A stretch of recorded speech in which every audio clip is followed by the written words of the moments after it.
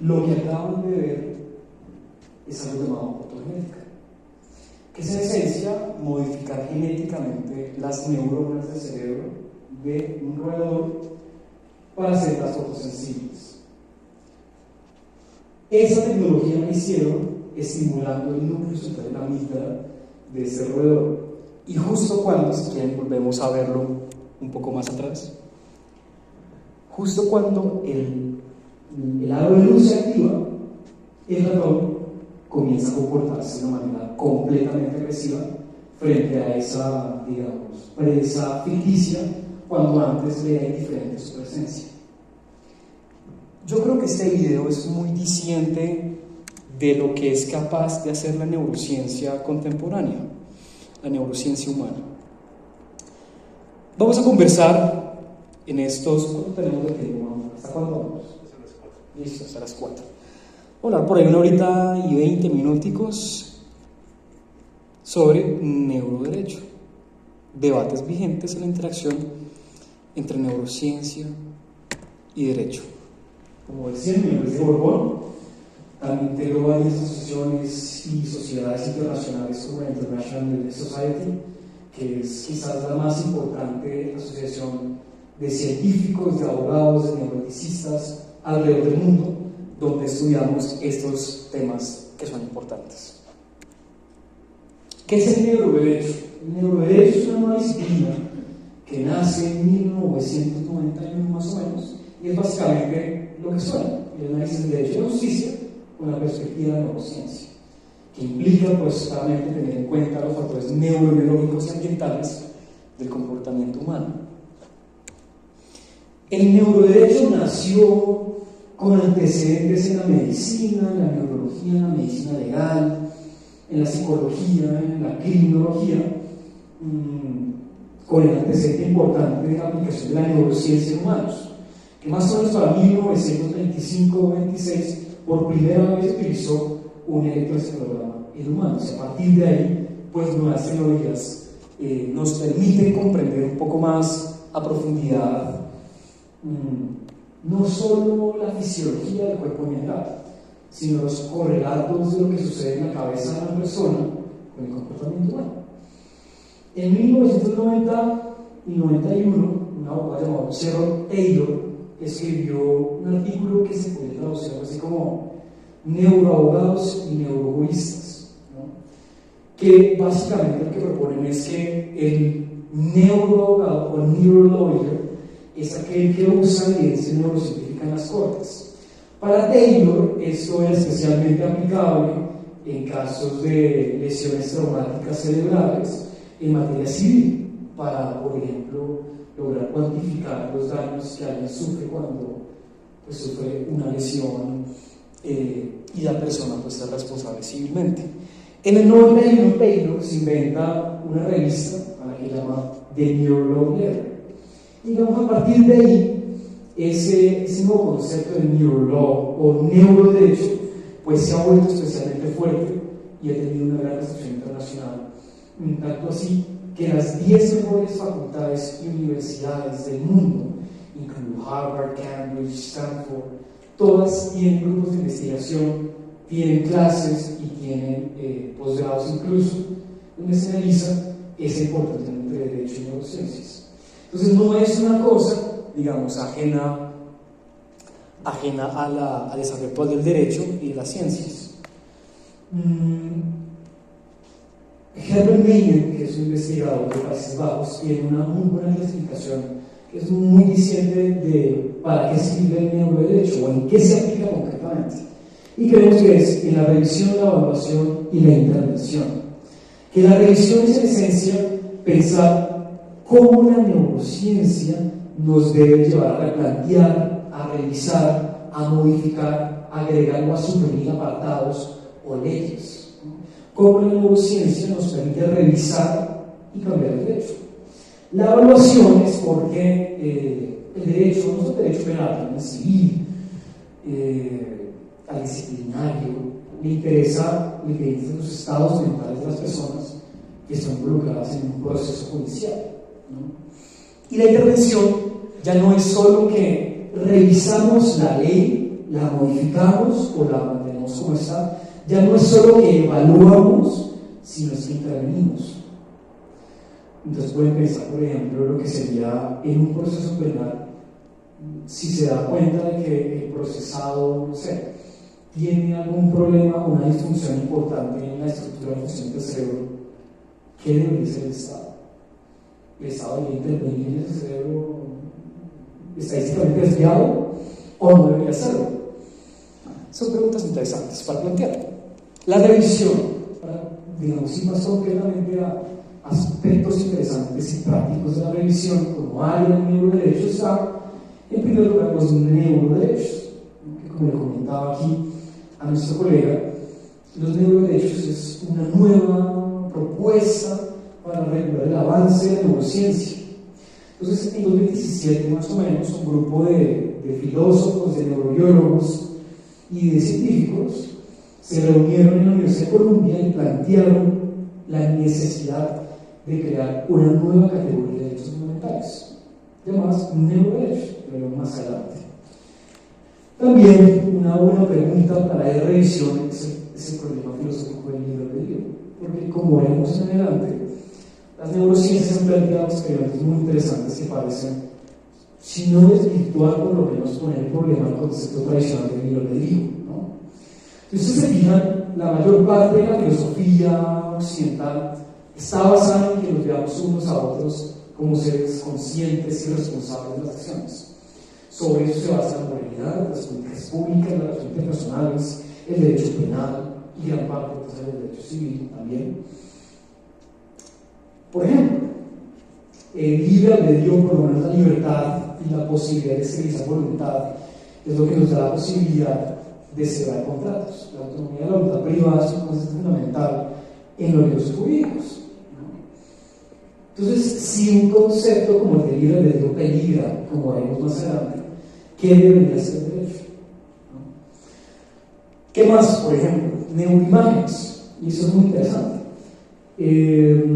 Por allá en el año 2000, un científico llamado Allen Reine encontró que haciendo escáneres cerebrales a muchas personas condenadas por homicidio y comparándolas con neuroimágenes de la población en general, encontró, por ejemplo, que más o menos hay un 13% menos de corteza prefrontal en las neuroimágenes de aquellos que hayan sido condenados por homicidios en serie, y se relaciona mucho con la psicopatía, por ejemplo. Entonces está la pregunta: ¿qué debería hacer el derecho para ajustarse a estos hallazgos sobre el comportamiento humano? Si encontramos que, porque en esencia todos disfuncionamos de alguna manera, ¿no?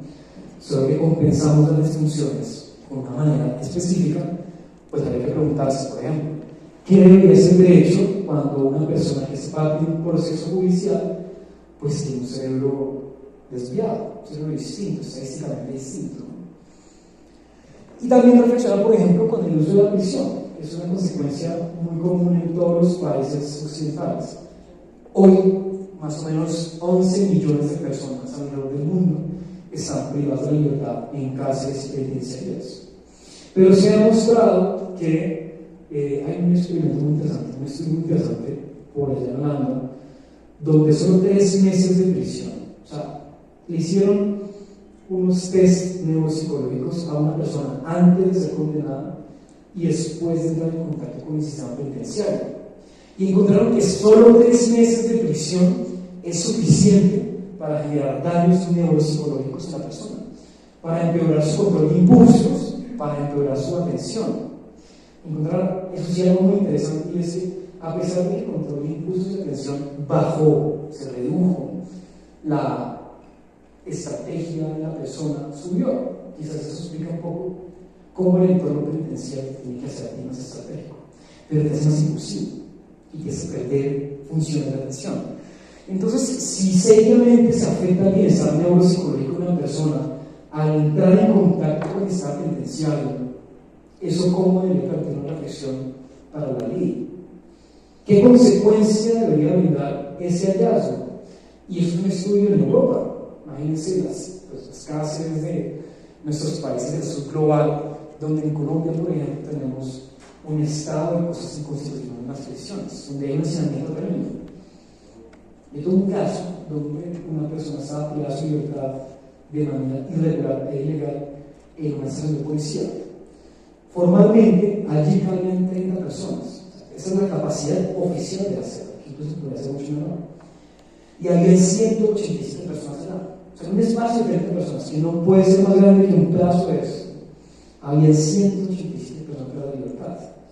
Obviamente ya eran celulares. Entonces, cuando te llamaba, pues yo escuchaba sinceramente un infierno al otro lado de esa llamada. Eran personas gritando, sufriendo, desesperadas por este entorno completamente inhumano y degradante. ¿Qué reflexión debería plantear esto para el derecho? La evaluación. La evaluación, como les decía antes, es al derecho le importa valorar los estados mentales de las personas cuando hacen algo. Por ejemplo, trastornos mentales. Si a partir de análisis neuropsicológicos, neurológicos o de psicología forense podemos encontrar que una persona que ha cometido un delito o que ha incumplido un contrato o que ha ocasionado un daño a otra persona, bueno, ¿cómo debe responder la justicia?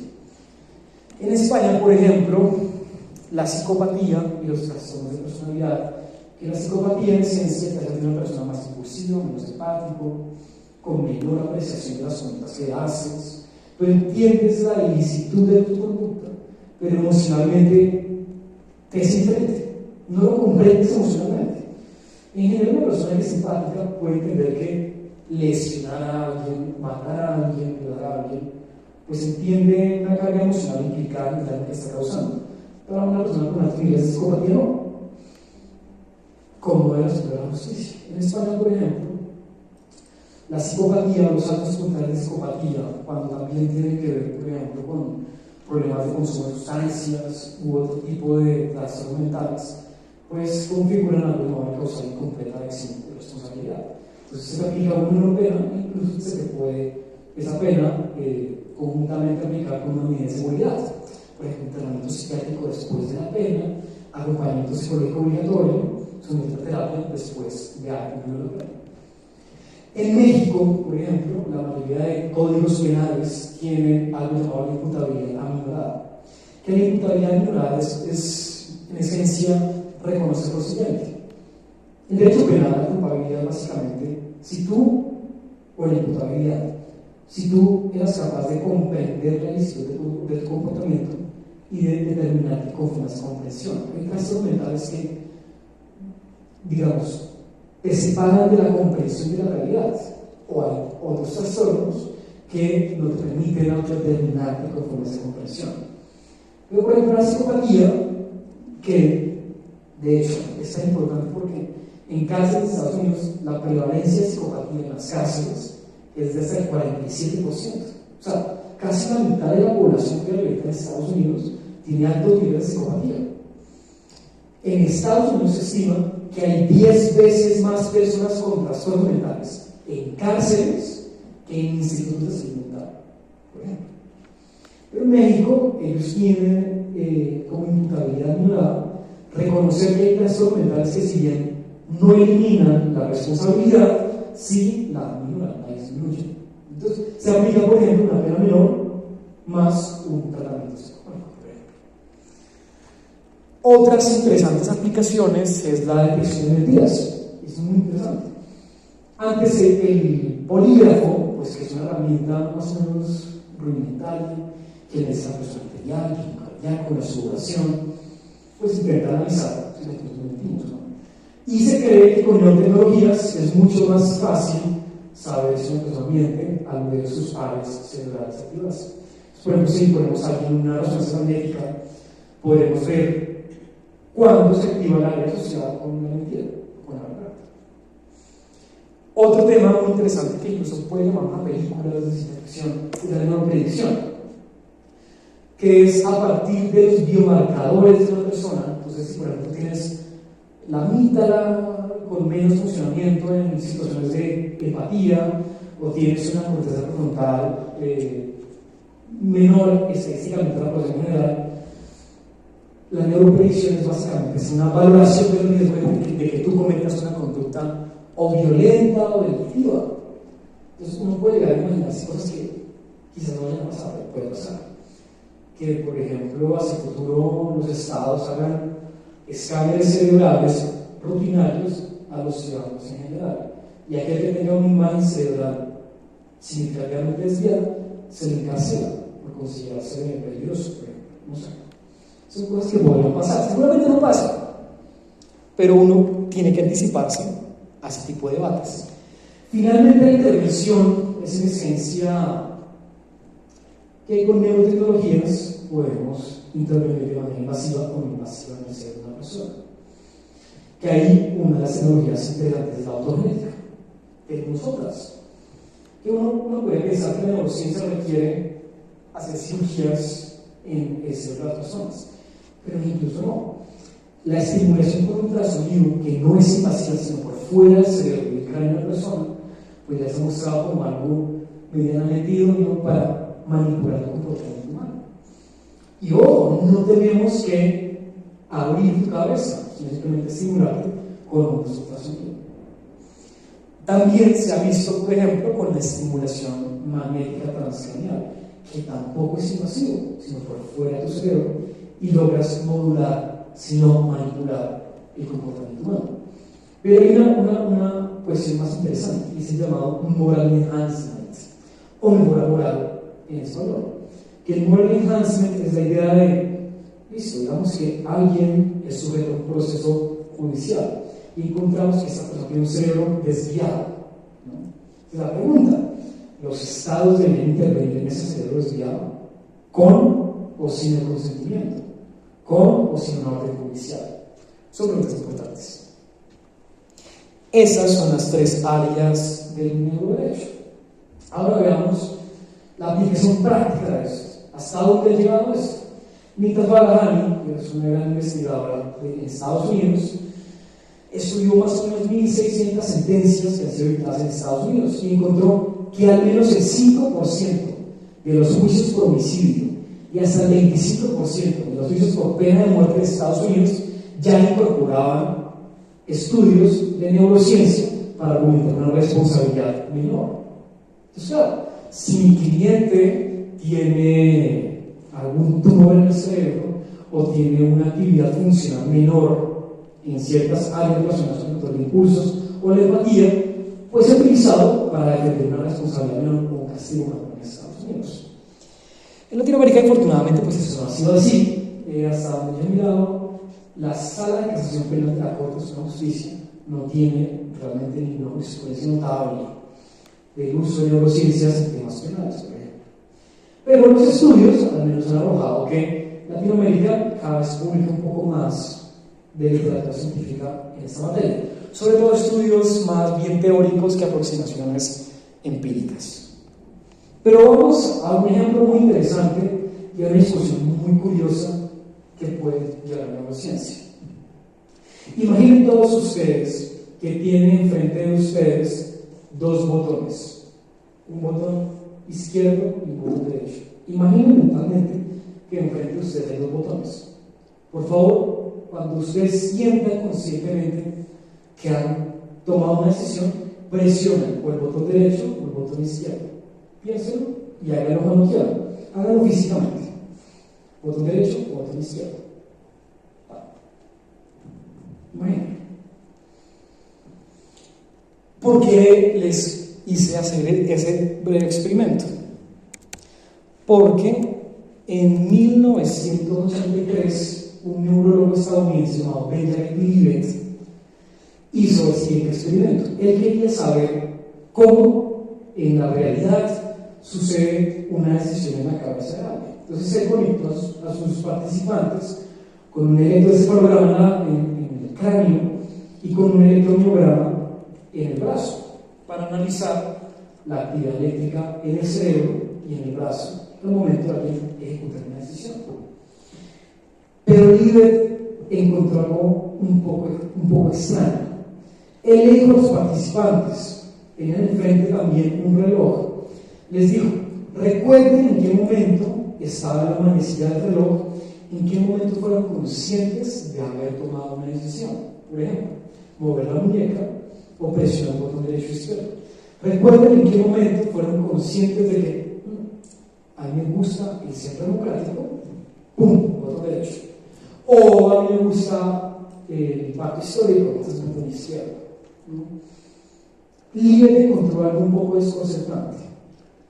Uno pensaría que una decisión funciona de la siguiente manera: yo, Diego Borbón, conscientemente pienso, ¿no?, y luego mi cuerpo actúa. Eso es lo que uno cree, ¿no? Consecuentemente, por eso me siento un agente consciente y responsable, porque yo primero conscientemente pienso lo que voy a hacer y luego mi cuerpo lo ejecuta.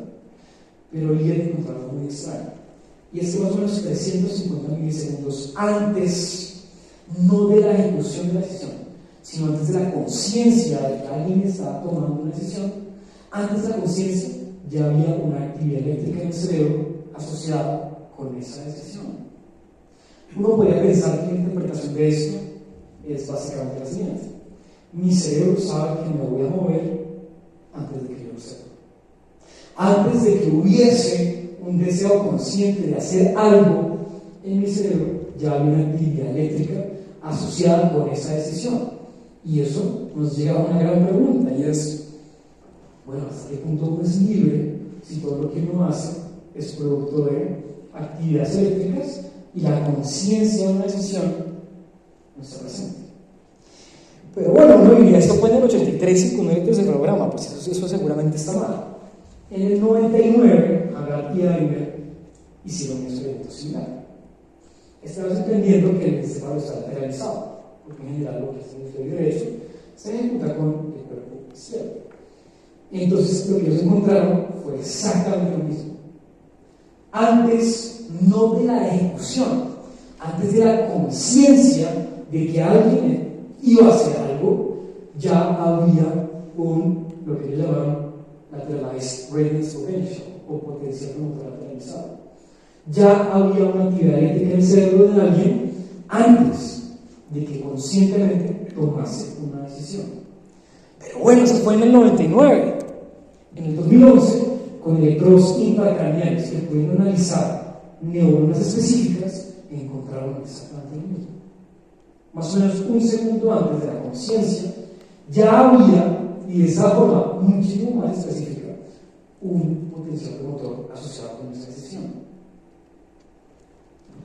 En el 2008, esta vez con resonancia magnética funcional, analizaron el experimento del botón derecho e izquierdo. Entonces, es relativamente sencillo. Uno puede saber si una persona va a ejecutar una decisión con la mano izquierda o derecha, con solo ver qué área del encéfalo se activa. En el 2008, Sun y colaboradores encontraron ya no 350 milisegundos, ya no un segundo, hasta 10 segundos antes de la conciencia de una decisión de presionar un botón izquierdo o derecho o de cualquier otra decisión motora, ya sabíamos qué ibas a hacer. Sun y nosotros encontraron que justamente el resultado de una decisión puede codificar en la actividad cerebral de la corteza prefrontal y parietal hasta 10 segundos antes de que entre la conciencia. Pero bueno, uno dice, estos son experimentos motores, de mover algo. El comportamiento humano es más complejo que eso, ¿no? En 2013, también Sun y colaboradores, esta vez no con un movimiento, sino con una decisión lógica matemática abstracta como sumar o restar. Y hasta 4 segundos antes de la conciencia de la decisión, ya sabíamos si tú ibas a sumar o restar. Esto, sin duda, creo yo, nos plantea un importante reto. Y es, quizás, esa idea de libre albedrío, pues es defectuosa. Quizás, y lo que uno puede concluir de estos experimentos, es que toda decisión es precedida por actividad eléctrica que la determina.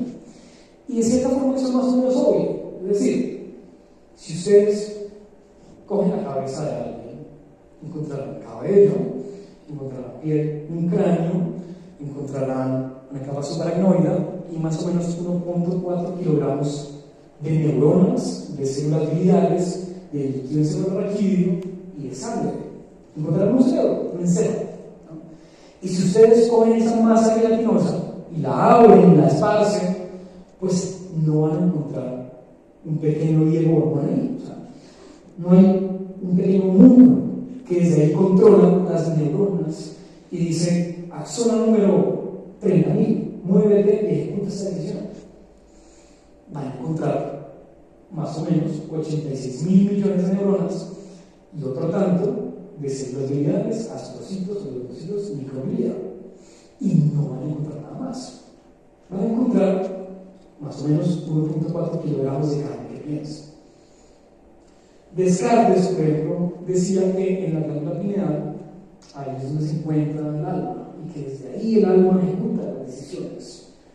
Que primero el dualismo cartesiano tiene un gran problema de la relación, es decir, no explica que algo inmaterial, como una idea metafísica religiosa de alma, tenga alguna relación con las cosas materiales.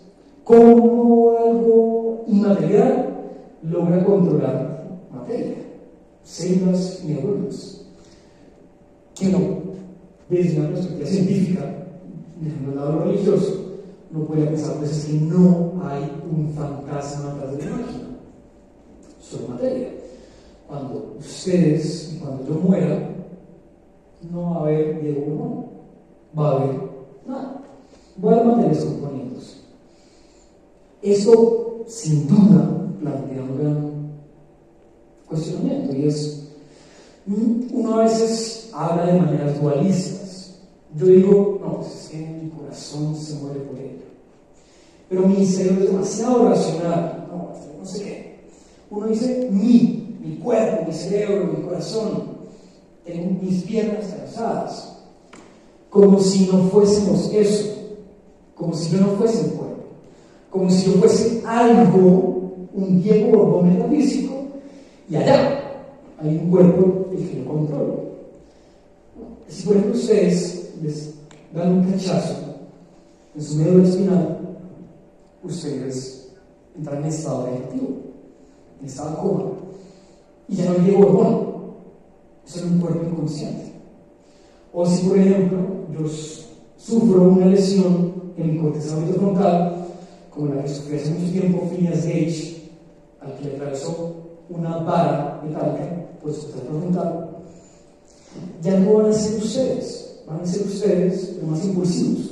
Entonces, por ejemplo, Phineas Gage, que era un trabajador de las vías del tren, le atravesó una barra por todo su cerebro, por la corteza frontal.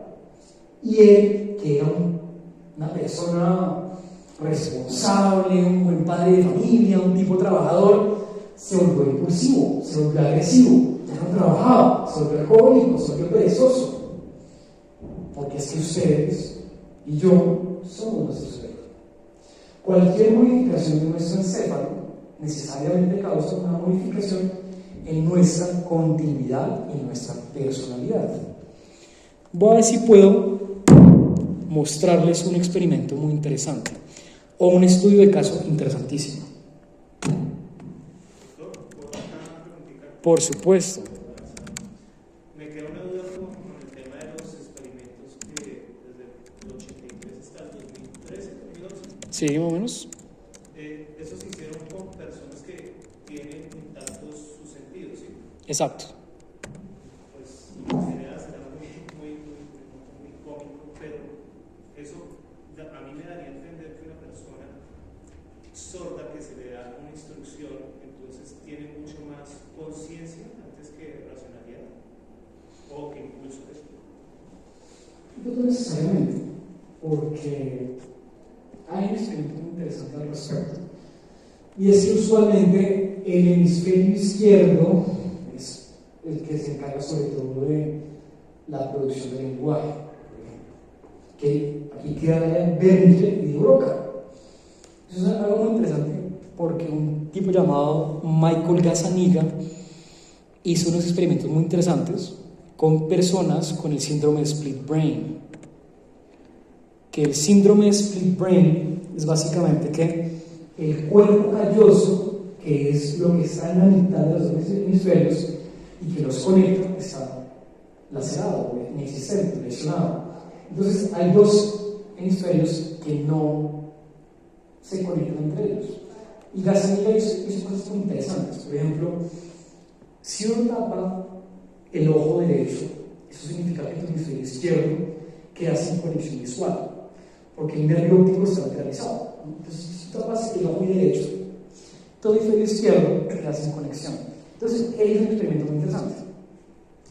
Yo te tapo el ojo derecho, o sea, el izquierdo no tiene nada que hacer, y te pongo a ti a elegir unas cartas. Entonces, por ejemplo, tienes unas cartas y está, no sé, una pala para recoger la nieve y un gallinero y unas gallinas. Entonces, uno solamente diría, bueno, pues es que las gallinas van en el gallinero y la pala va con la nieve. Él encontró algo muy interesante, y es que las personas con síndrome de split brain que tomaban decisiones con su hemisferio derecho, derecho porque está destapado, al momento de destapar el ojo derecho, es decir, al momento de conectar visualmente tu hemisferio izquierdo, yo le preguntaba a la persona, bueno, ¿y tú por qué uniste la pala con el gallinero? Ojo, el hemisferio izquierdo, que es el encargado de producir el lenguaje, no sabía por qué el hemisferio derecho había tomado esa decisión. O sea, no había forma de que el hemisferio izquierdo, que es el que produce el lenguaje, supiera por qué eso lo que habías hecho. Y aún así, el hemisferio izquierdo era capaz de decir una razón plausible. Bueno, pues es que la pala para recoger la nieve es también para limpiar el gallinero. Entonces, él, unos años más tarde, él tiene unos videos muy interesantes, que pueden mirarlos, sobre todo este que Your Storytelling Brain. Tu cerebro cuenta historias. No sé si tal vez está pasado, no necesariamente en este ejemplo, pero tal vez en otras cosas. Imaginen que ustedes determinan a su pareja. Entonces, porque ustedes sentían que ya estaban cansados. Y su pareja les pregunta, ¿pero por qué me terminaste? ¿Por qué me terminaste? Dame las razones concretas. No sé si les pasa, no necesariamente en estas cosas de su vida, que uno no sabe. O sea, uno solo siente que no quiere estar con alguien o X número de decisiones. Y a pesar de que uno realmente no sabe por qué hace lo que hace, nuestro cerebro es capaz de decir una narrativa plausible. No, pues es que tú me estresas mucho. Entonces, lo que Gazzaniga encontró es que el cerebro es un conglomerado de áreas, circuitos y de neuronas que se conectan todas entre sí, que es capaz de hacer muchas cosas sin necesariamente haber un porqué, sin necesariamente haber una unidad central de procesamiento que es tal cosa, que es la que toma decisiones. El yo, el sentimiento personal de agencia, ¿no? ¿Por qué? ¿Cómo es su nombre? Porque ser Juan David se siente como algo, ¿no? Supongo. Ser Juan David se siente como ser un agente, como ser un sujeto.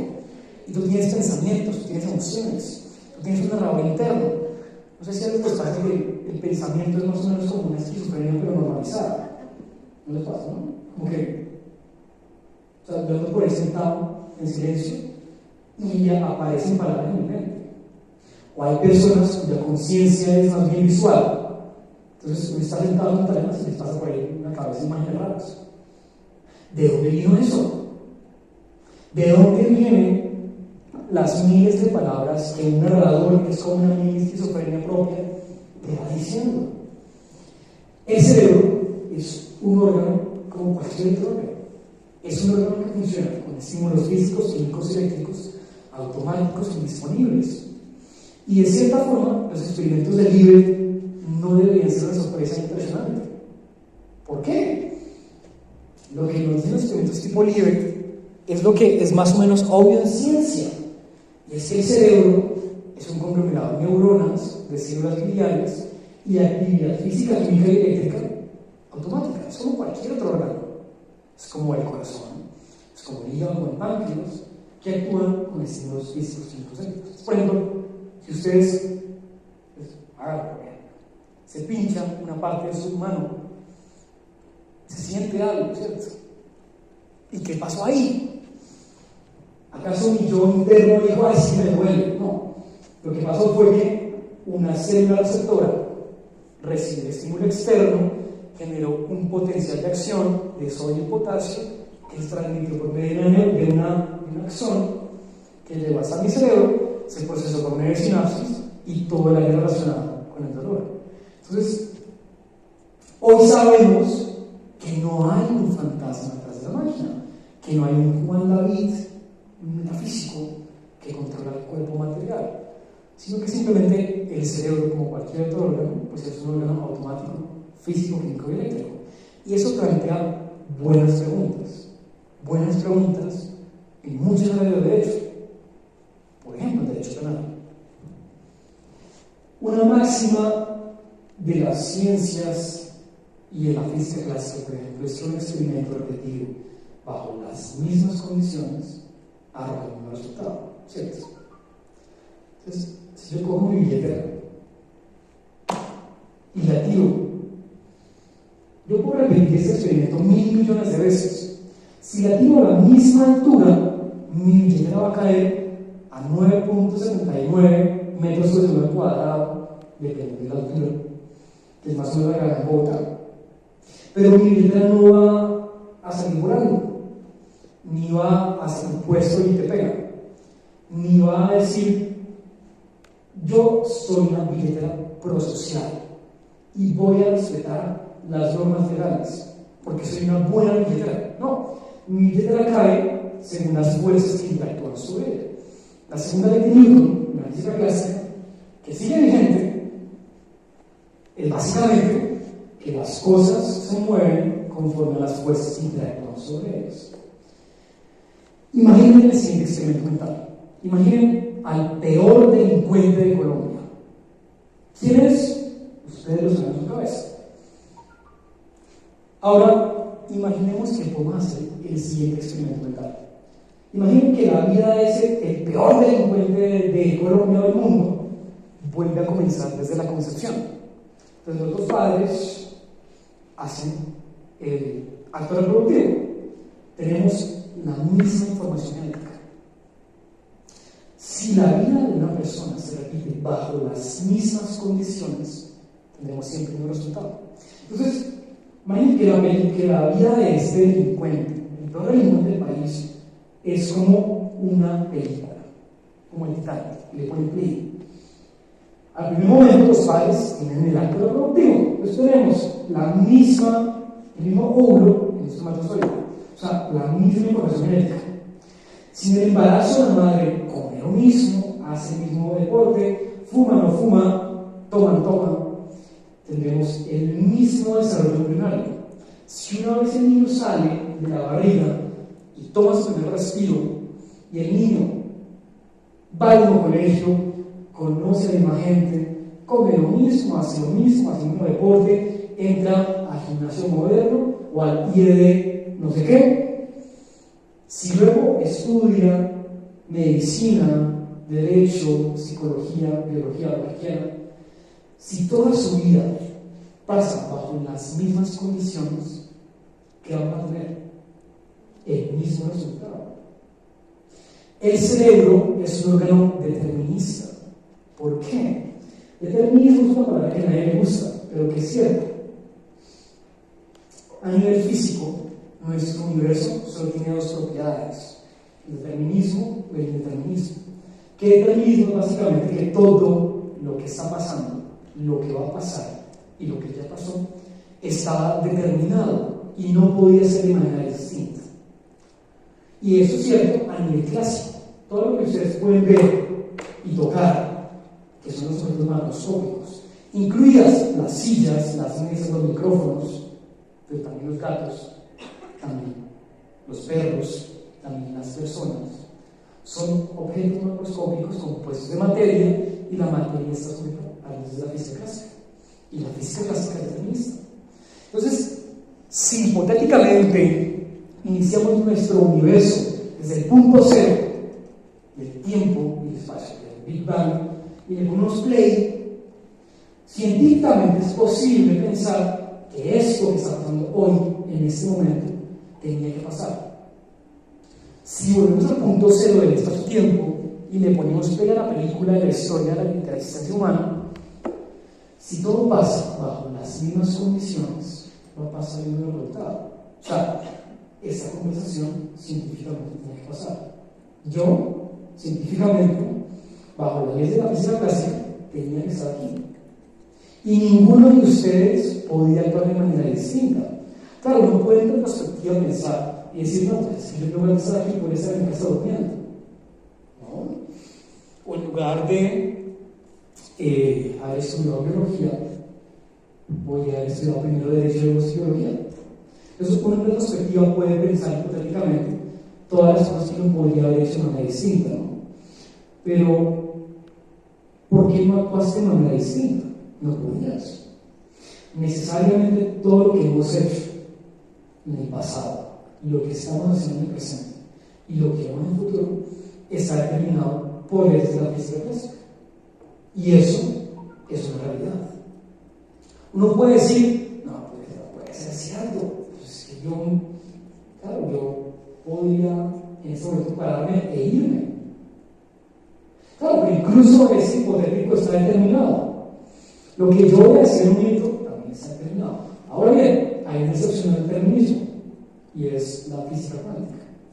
Que la física cuántica es en esencia la ciencia que estudia lo que pasa a nivel nanométrico. Cojan un metro y lo dividen en 1000 millones de partes y tienen un nanómetro.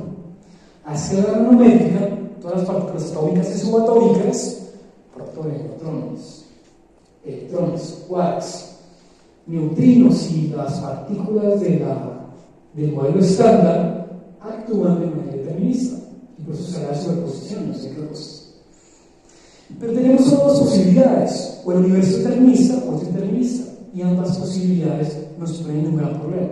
Si el mundo es determinista, nadie aquí tiene posibilidades alternativas, nadie puede actuar de manera distinta, así como tampoco tiene control último sobre sus acciones, porque ninguno aquí podría decidir sobre los factores neurobiológicos y ambientales que determinan el comportamiento humano. Nadie decide cuál es su genética, nadie decide cómo el ambiente y cómo la genética definen la estructura y el funcionamiento del cerebro. Nadie decide cómo a lo largo de la vida el ambiente modifica la genética de la genética. Así como tampoco nadie decide cuáles son los signos ambientales.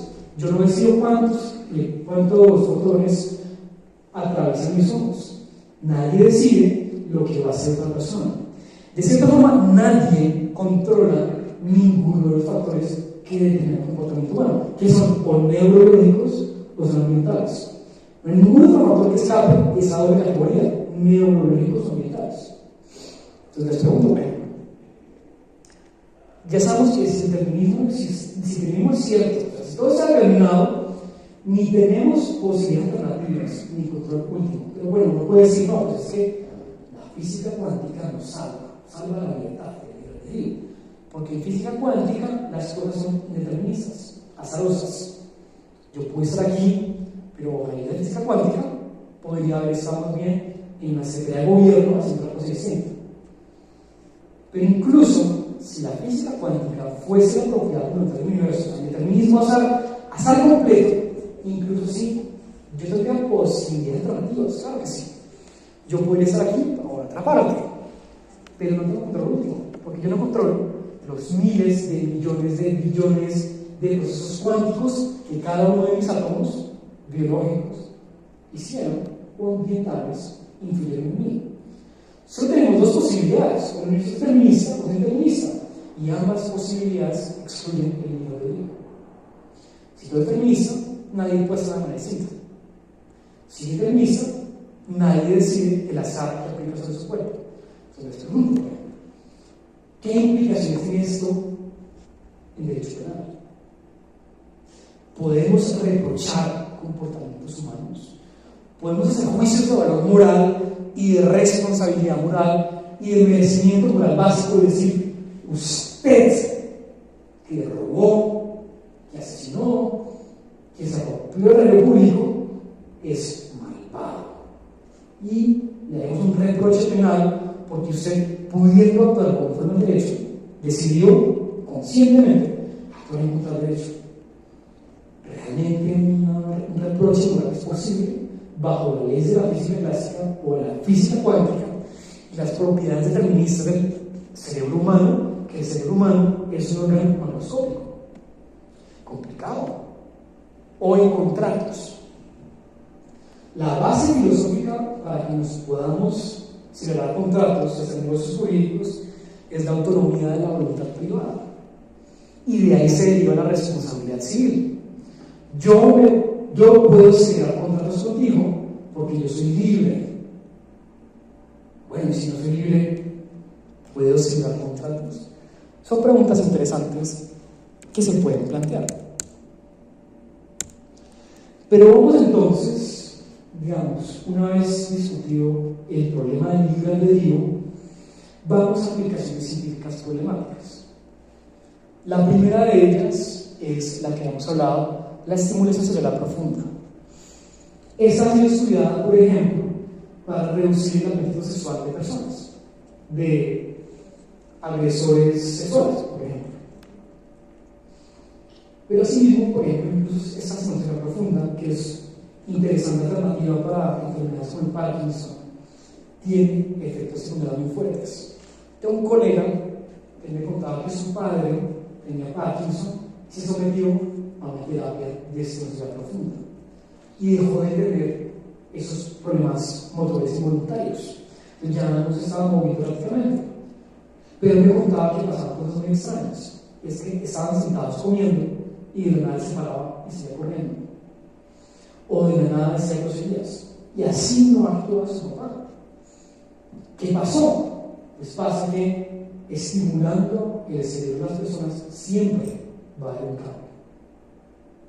Primero hubo un cambio en lograr la normalización de la secreción dopaminérgica y por lo tanto de la actividad motora, pero también hubo un cambio en su personalidad. Entonces, por ejemplo, Neuralink es un dispositivo interfaz del computador que se inventó Elon Musk, que conjuntamente también hace estimulación cerebral profunda con electrodos. Él ha dicho que tiene grandes aplicaciones médicas, pero también recreativas, comerciales y de mejora. Por ejemplo, escuchar música sin un celular.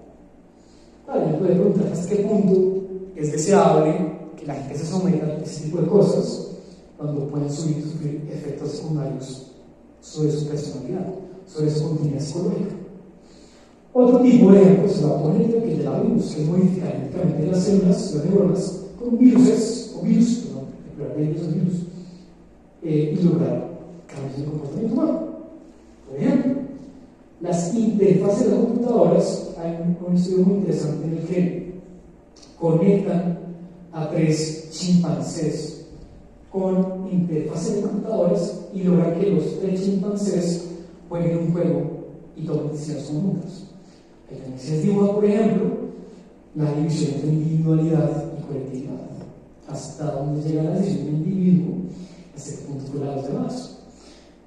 O, por ejemplo, con interfaces de computadoras y con estimulación cerebral, también se pregunta, por ejemplo, si yo me pongo en el cerebro un dispositivo Neuralink de Elon Musk o de cualquier otra cosa y luego cometo un delito, ¿eso fue responsabilidad mía o fue responsabilidad de la verdad? Preguntas importantes. Ultrasonido también lo habíamos visto como una forma no invasiva para modular decisiones. En materia penal, por ejemplo, que hemos hablado, la neuropredicción, cómo a través de biomarcadores yo puedo concluir que tú eres peligroso o no. O aún más allá, hasta qué punto, por ejemplo, a una empresa aseguradora no le interesa saber si tú eres más impulsivo o no, si tú controlas bien los impulsos, si eres empático, si tú te puedes concentrar para ciertas tareas. ¿Hasta qué punto a la aseguradora no le interesaría profundamente conocer todas las variables para producir una póliza dentro de la medida? En temas laborales, por ejemplo, ¿hasta qué punto, por ejemplo, en profesiones como ser policía, no les interesaría saber si tu cerebro es apto para ser policía? Se dice usualmente que en profesiones como ser policía o militar se suele preferir rasgos de personalidad psicopáticas, porque si tú no eres tan empático, te va a ser mucho más fácil de accionar la pistola, accionar la pila. En cambio, si eres muy empático y controlar muy bien tus impulsos, tal vez accionar un arma cuando es necesario va a ser más difícil para ti. No sé. Decir mentiras, por ejemplo. Me puede mi empleador sentarme, ponerme una referencia funcional, que no se puede porque es gigante, y mirar si yo le robé un espejo. No sé. En materia penal, por ejemplo, si yo le coloco a una persona la foto de una escena del crimen y se le activa el área relacionada con la memoria, ¿es culpable del delito? Tal vez sí. Tal vez simplemente se le activó la parte de la memoria porque recordó haber estado en la escena del crimen. Tal vez como era la casa de mi tío, yo había estado allá y por eso lo recordé, no porque yo he matado a mi tío, que no he matado a mi tío, por ejemplo. Moral enhancement, que es el ejemplo de hasta qué punto los estados tendrían la potestad para intervenir coercitivamente en tu cerebro. En tal sentido, en el 2017 nació una nueva propuesta, los neuroderechos. Los neuroderechos son básicamente propuestas innovadoras para regular el avance de la neurociencia. En esencia, es crear una nueva categoría de derechos fundamentales para protegerse del avance neurotecnológico.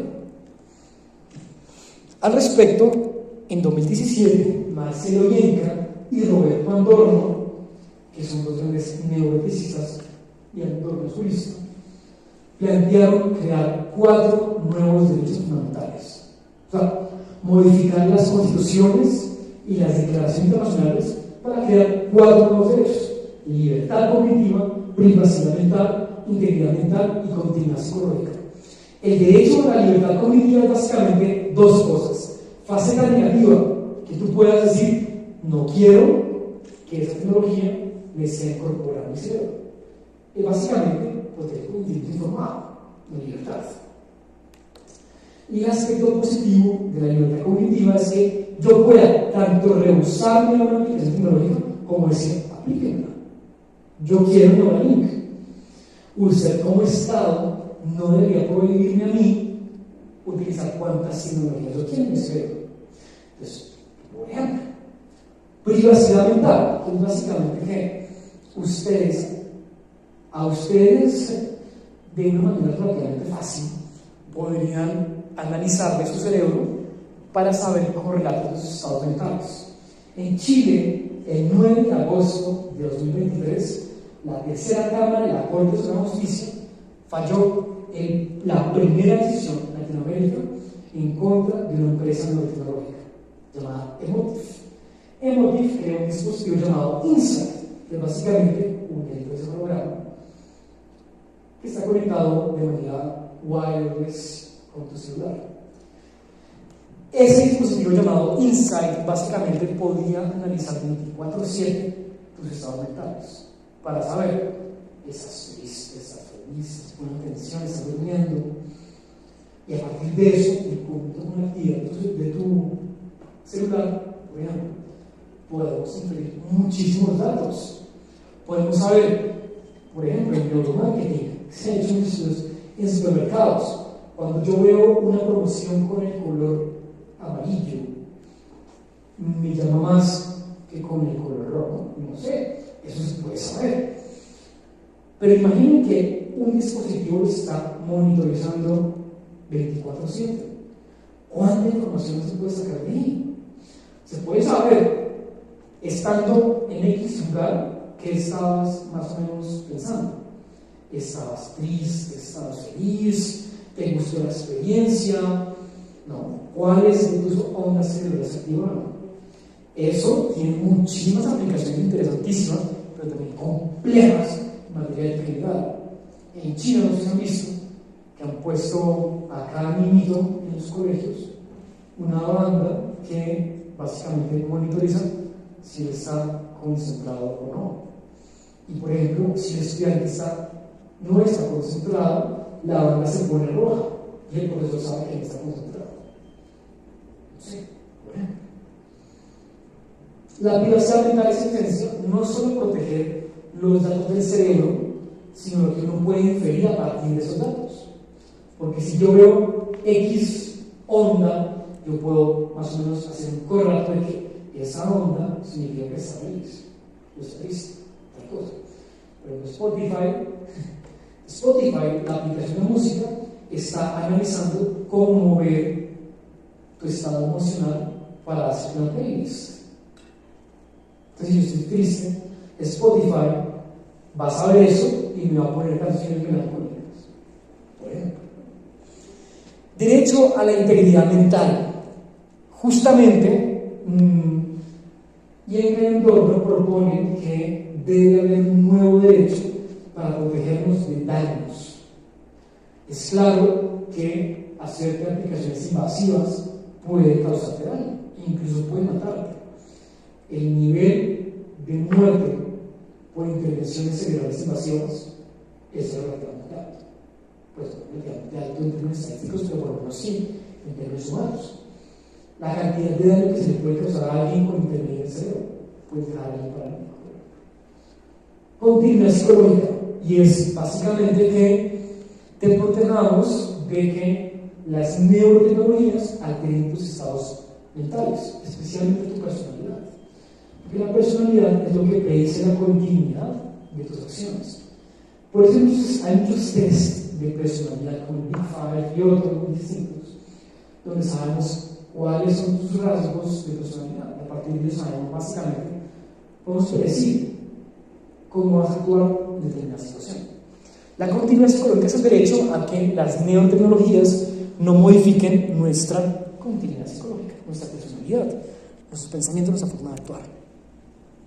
Más adelante, la Neural Rights Foundation, que es hoy la promotora más grande de estos temas a nivel internacional, encabezada por Rafael Yuste, un neurólogo español, propone crear 5 neuroderechos. Neuroderechos que es mental, es el mismo que humanos.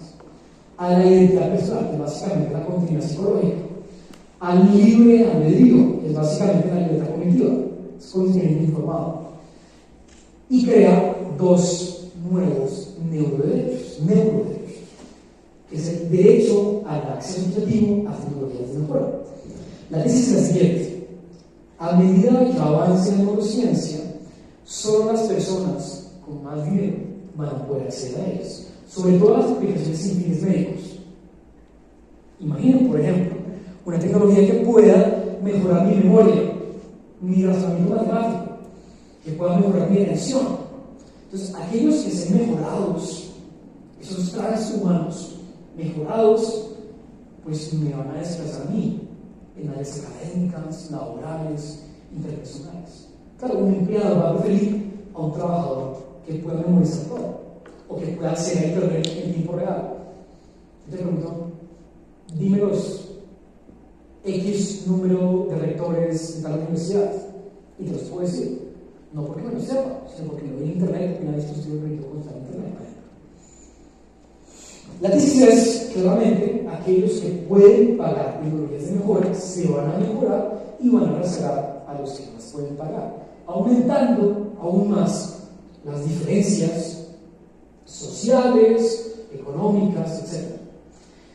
Este nuevo derecho busca en esencia crear un derecho a que todos podamos mejorarnos. Por eso es acceso equitativo a tecnologías de mejora cognitiva. Y el quinto derecho es la protección contra sesgos. No sé si han visto, pero hay dispositivos de inteligencia artificial que están sesgados. Entonces, por ejemplo, hace un par de años, Google, el buscador Google, tiene una función para tú poner imágenes y él diga qué es lo que estás viendo. Entonces, en esto, por ejemplo, una vez pusieron una imagen de unas personas negras y Google dijo, son chimpancés. Porque las bases de datos de Google estaban entrenadas con fotos de personas blancas. Es un ejemplo de lo que podría pasar cuando tú alimentas bases de datos de inteligencia artificial que no son representativas de la población o que no permiten que minorías no representadas tengan esa posibilidad de ser sesgadas. Por ejemplo, en neurociencias, ¿cómo se puede traducir? Las personas neurodivergentes, personas con el trastorno espectro autista, con trastorno de déficit de atención y hiperactividad, que tienen cerebros relativamente distintos en materia estadística, no por ello patológicos o malos, pueden estar no representados en algoritmos de artificial que conecten con neurociencias. Entonces los van a discriminar. La idea es protegerse contra esos sesgos que pueden salir de hacer bases de datos poco representativas. Y uno diría, bueno, genial, vamos a estar protegidos de las a estar protegidos de las neurociencias, ¿no? Entonces, por ejemplo, en Chile, un país del sur global, ya modificó el artículo 19 de la Constitución Política. O sea, eso ya está pasando. Y en Chile ya queda una protección constitucional a la privacidad mental y a la integridad mental. Al igual que Chile, México, Brasil, Argentina, España, Francia ya tienen iniciativas de neuroderechos. O sea, esto no es una cosa alocada. Esto ya está pasando y está pasando en muchos países del mundo. La Organización de Estados Americanos y en particular el Comité Jurídico Interamericano en el 2021, agosto, lanzó la primera declaración con recomendaciones en materia de tecnologías, de neurotecnologías y derechos humanos. Y en 2020 sacaron la primera declaración interamericana sobre principios interamericanos en materia de neurociencias, neurotecnologías y derechos humanos. Las Naciones Unidas, la Asamblea General de las Naciones Unidas, ya sacó una resolución en la que encomienda un estudio profundo sobre las implicaciones de las neurociencias en los derechos humanos. El Parlatino, que es el Parlamento Latinoamericano del Caribe, y que hace parte de Colombia, eso que nadie sabe que el Parlatino tampoco sabía, es como 3 meses, es como una copia del Consejo de Europa, pero versión Latinoamérica. El Parlatino sacó ya una ley modelo de neuroderechos, o sea, una ley modelo para que todos los países de Latinoamérica y el Caribe incorporen regulaciones en materia de neurociencias. O sea, esta cosa no es una cosa del futuro, es algo que ya está pasando y ya se está incorporando en legislaciones internacionales de hard law y de soft law. En España ya tiene una regulación de soft law no vinculante de algo llamado Carta de Derechos Digitales, que incorpora los 5 neuroderechos anteriormente. Pero bueno, son los neuroderechos una forma inteligente de regular esto. Yo me atrevo a seguir cantando. ¿Por qué? Si ustedes lo miran, los neuroderechos que son regulaciones abstractas para ingresar en constitución. Entonces, si ustedes miran la Constitución de Chile, lo que ellos reformaron en el artículo 19 fue decir, se protege la privacidad mental y la integridad mental. Punto. Bueno, ¿qué es eso? Ni idea, porque no lo describe y tampoco establece regulaciones legislativas específicas claras y concretas. ¿Hasta qué punto una regulación abstracta y ambigua y general es suficiente para proteger de los derechos tecnológicos? Primero, hay problemas conceptuales, éticos y antinomias. Conceptuales, hemos visto neuroderecho al libre albedrío. ¿Qué rayos es un derecho al libre albedrío? O sea, si a mí me dicen, ahora tienes derecho al libre albedrío, yo voy a pensar, ahora tengo el derecho a negar el determinismo y a tener un alma dentro de mí y a poder actuar de manera incausada y hacer mi propia causa suya. Gracias, me dieron un derecho a tener libre albedrío. Complicado. El libre albedrío, lejos de ser un derecho, es una facultad mental filosóficamente hipotetizada para decir yo actúo como un agente responsable, ¿no? ¿Hasta qué punto tiene sentido poner una constitución neuroderecho y libre albedrío, que es un concepto filosófico súper discutido en la filosofía de hace más de 2 milenios y que nadie nunca ha llegado a una solución? ¿Hasta qué punto tiene sentido eso legislativamente? ¿Y hasta qué punto ya todas las constituciones y convenios internacionales no protegen ya la libertad, la no discriminación, la igualdad, la privacidad, Es decir, hasta qué punto eso que está ahí ya no está protegido por las constituciones. El consentimiento informado ya está protegido, más que protegido. La posibilidad de que no me discriminen ya está protegido. La posibilidad de tener privacidad ya está protegida. ¿Hasta qué punto eso tiene sentido legislativamente? Pero peor, hay problemas éticos. Por ejemplo, el derecho al acceso equitativo a tecnologías de mejora cognitiva. Cuando tú creas un derecho, no estás haciendo algo inocuo y abstracto. Cuando haces un derecho positivo, como un derecho a acceder a tecnologías de mejora, estás creando un derecho positivo, o sea, una obligación para que el Estado garantice algo. Entonces la pregunta es, si ponemos en el artículo X de nuestra Constitución, los ciudadanos tienen derecho a acceder equitativamente a tecnologías de mejora, el día de mañana tendremos 30.000 tutelas diciendo, yo quiero que me metan en la cabeza un Neuralink para escuchar música. O en un futuro más lejano, 1 millón de personas que no tienen recursos económicos reclamando para que les incorporen mejoras en materia de memoria, de atención, o en otras materias más complicadas, transhumanistas, ¿no? Primero, ¿hasta qué punto los estados deberían promover tecnologías que no tienen finalidad de salud pública?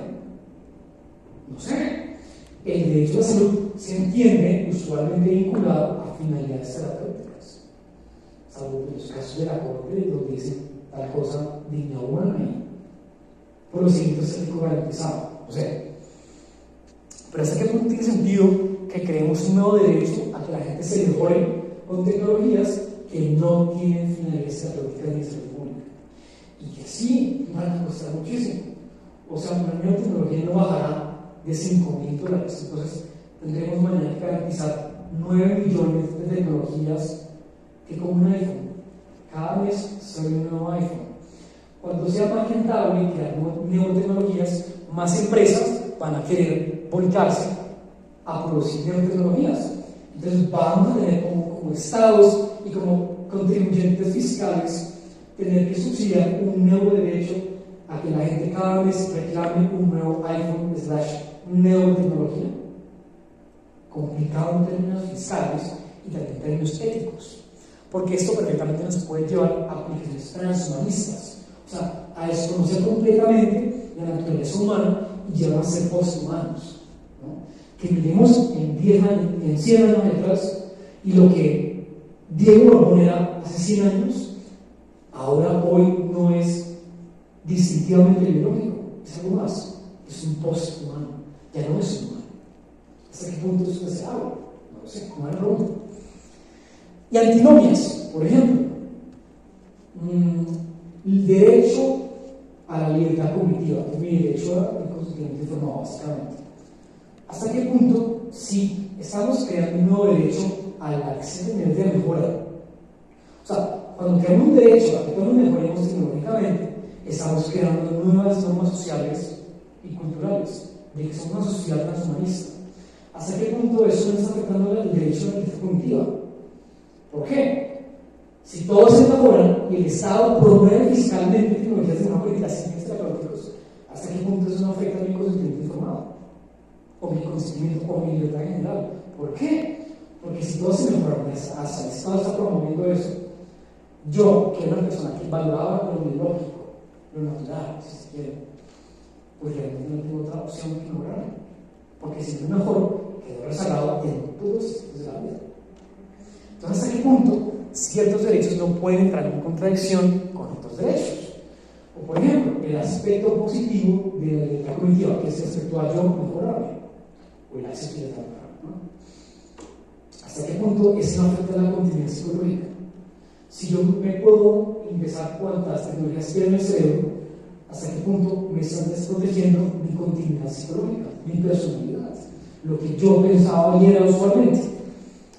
Entonces hay importantes antinomias. Necesidad, como les decía, ya todas las constituciones y leyes protegen las libertades, protegen la igualdad, la no discriminación, la privacidad y todos los sustratos filosóficos que quieren proteger los derechos o los neuroderechos. ¿Hasta qué punto es necesario inventar quieren, por ejemplo, hacer lo que hicieron en Argentina. Argentina, en lugar de reformar la Constitución y decir, viva la libertad cognitiva, significa que eso. Lo que hicieron fue promover una reforma al Código Federal de Procedimiento Penal y al Código Penitenciario y decir, a nadie le pueden intervenir con tecnologías sin su consentimiento y sin orden judicial. Eso es una mejor protección que decir que la libertad cognitiva significa eso. Entonces, en lugar de crear reformas abstractas, generales, vagas, carentes de un contenido legal real, lo que hicieron es crear un proyecto de ley que en una área específica, una materia precisa, reguló una aplicación tecnológica y dijo, en materia penal a nadie lo puede obligar a que le pongan tecnologías. ¿Hasta qué punto? Eso no es una mejor idea que hacer eso. Y propuestas para el consenso. Hoy no existe consenso. Christoph Bubitz, que es uno de los mejores y más importantes neurologistas a nivel mundial, criticó esas cosas y dijo, primero, eso hace una inflación de derechos. Cuando tú creas derechos para todos, entonces, derechos para mi celular, derechos digitales, derechos frente a la inteligencia artificial, derechos, ChatGPT de derechos. ¿Hasta qué punto es deseable para cada tecnología es disruptiva crear nuevos derechos? ¿Y hasta qué punto inflar tanto los derechos no devalúa los derechos actuales? Si yo creo 30.000 nuevos derechos, bueno, ¿qué pasa con los derechos fundamentales existentes? ¿Hasta qué punto lo que no escribe en la Constitución es letra muerta? Como lo es en Colombia, por ejemplo. La mayoría de derechos son derechos que son letra muerta. Entonces vamos a crear 30.000 nuevos derechos, pero ninguno con aplicaciones reales. Esos son los problemas de los neuroderechos. En esencia, hay una crítica muy particular. Marcelo Bien, que cuenta con lo que dice el conocimiento, y es como cualquier derecho, los neuroderechos son relativos, son ponderables. ¿Saben? En Colombia podemos ponderar cualquier derecho, podemos ponderar a la salud con el de la dignidad humana, el de la salud con la libertad religiosa. Por ejemplo, al niño, al adolescente, al joven, al adulto, que cree que las transfusiones de sangre son religiosamente un pecado, se le pondrá ese derecho con la salud, por ejemplo. Entonces lo que ellos dicen es, los neuroderechos son relativos y son ponderables. Entonces les doy un ejemplo. Si creamos una nueva categoría de derechos fundamentales y decimos, hay derecho a que no nos pongan en la cabeza tecnologías que no queremos, y eso es relativo, ¿hasta qué punto eso no se puede relativizar en favor de la seguridad pública? Entonces, al potencial terrorista, que es peligroso, pues no le respetamos su derecho a la libertad cognitiva porque prevalece la seguridad pública. Los derechos son relativos. Entonces, ¿qué estamos corrigiendo? Si los mismos autores de neuroderechos dicen que son relativos, ¿hasta qué punto eso sirve para algo? ¿O hasta qué punto no es mejor crear legislaciones que de manera específica y legal pues no analicen esto de manera más precisa, ¿no? En materia penal, por ejemplo, ¿en qué puede afectar que tú digas que un derecho relativo a la autoincriminación, a la presunción de inocencia, a negarse un tratamiento médico, al debido proceso, a la defensa de la contradicción, al principio de culpabilidad, al principio de derecho de actor y no de acto y no autor, al de culpabilidad y al de dignidad humana? Y todos los países tienen una obligación de progresividad y no regresividad. ¿Progresividad qué es? Que lo que tú reformes en derechos humanos sea más protector que lo que tenías antes, que tú progreses en el de protección. Y no regresividad es la prohibición de que reformas posteriores reduzcan el ámbito de los derechos fundamentales. En Colombia, yo estoy seguro que la Corte Constitucional no permitiría que nos apliquen neurotecnologías sin nuestro consentimiento, y menos en materia penal, en favor de la seguridad pública, por algo llamado dignidad humana. ¿Hasta qué punto crear un nuevo neuroderecho relativo, ponderable, débil, no es regresivo? En lugar de ser progresivo, un derecho relativo a algo abstracto es más bien regresivo que progresivo. Esas son discusiones básicas que pues vengo a reflexionar con ustedes a partir de neurociencias. Aquí hay algunos artículos que hemos publicado en 2020, ahí faltan otros dos en 2023, donde hemos desarrollado distintos debates en neurociencias. Todas las preguntas aquí planteadas, las hemos analizado en esos artículos que hemos publicado en revistas internacionales. Al final, la cuestión de la neurociencia y los derechos, más allá de si hay que hacerlo, porque hoy yo creo no se discute si hay que regular las tecnologías, se discute cómo. Si vamos a legislar, legislemos bien. No creemos categorías abstractas, generales, que no sirven para protegernos realmente. Al final, creo yo, lo que queremos proteger es realmente esa última esquina de privacidad, que es la mente. Y esa es la reflexión a la que quiero llegar en esta charla de hoy. Protejamos la mente. Y en ese sentido, creo que esas discusiones que hemos planteado en la área de revisión, de evaluación, intervención, en esa cuestión llamada neuroderecho o neurolaw son importantes. Y es importante que lo discutamos en Colombia, porque en Chile ya lo hicieron, en Argentina, en México, en Brasil, en Francia, en España, a nivel interamericano y a nivel del sistema internacional de derechos humanos, ya lo están haciendo. Pero en Colombia no podemos quedar atrás. Protejamos nuestra mente y se la reflexión.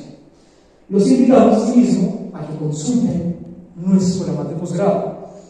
El Centro de Estudios sobre Ética y Derecho del Sistema de Colombia tiene 2 posgrados donde se desarrollan temas de bioética, de responsabilidad médica, de responsabilidad del Estado, temas de nuevas tecnologías, decisiones médicas, asimismo como temas en la administración de salud. Tenemos una especialización y una maestría en Derecho Médico, que aquí tenemos un otro egresado, que además está en un colegio de abogados en Derecho Médico. Así que la invitación también es a poder consultar esos posgrados. Y pronto tendremos un posgrado en Derecho y Máster en Derecho de la Vida, que va a ser virtual, una flexión. Con eso concluimos la charla de hoy. Entonces, agradeciendo la invitación de ustedes, su paciencia, sus intereses y, por supuesto, su participación. Mi nombre es Diego Borbón. Muchas gracias.